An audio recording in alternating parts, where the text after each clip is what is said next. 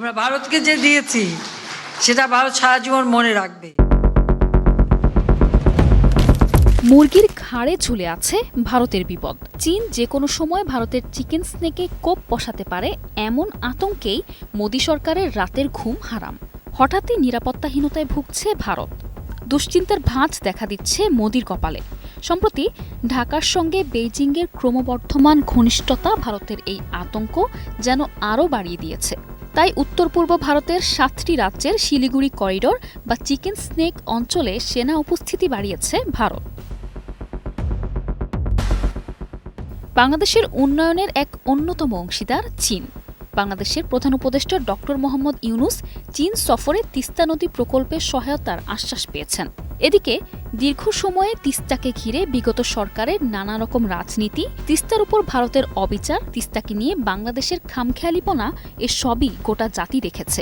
তিস্তা পাড়ের মানুষের কষ্ট কোনোদিন মূল্যই পায়নি ভারতের কাছে, বরং বারবার প্রতিশ্রুতির নামে ধোঁকা দিয়েছে প্রতিবেশী দেশটি।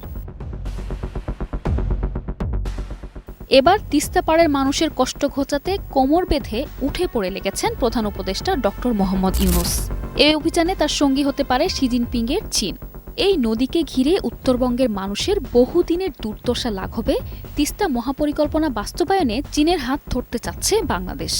এদিকে এই পরিকল্পনার অংশ হতে প্রধান উপদেষ্টার চীন সফরেই আগ্রহ দেখিয়েছে শি জিনপিংয়ের সরকার। আর এতেই চিকেন স্নেকের কাছাকাছি রংপুর অঞ্চলে চীনের সম্ভাব্য উপস্থিতিকে ঘিরে এখন শঙ্কা আর দুশ্চিন্তা ভর করছে নরেন্দ্র মোদির কপালে।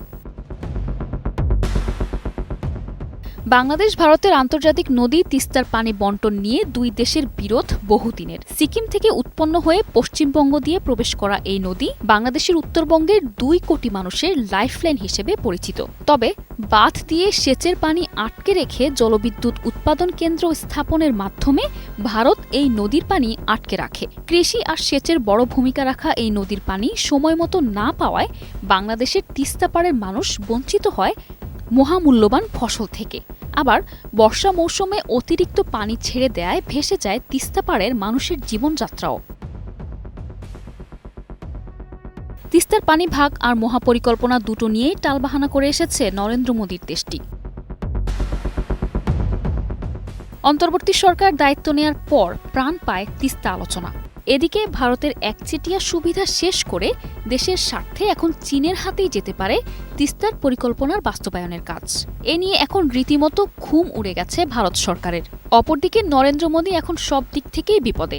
একে একে পর্যটন, কেনাকাটায় আর চিকিৎসায় বাংলাদেশিদের হারিয়ে বিরাট লসে আছে মোদির দেশ। এর সাথে এবার যোগ হলো তিস্তার বিষয়টিও। তিস্তা চীনের কাছে গেলে সেখানে ভারতের কোনো দাদাগিরি যে খাটবে না তা মোদির ভারত ইতোমধ্যেই খুব ভালো করেই টের পেয়ে গেছে।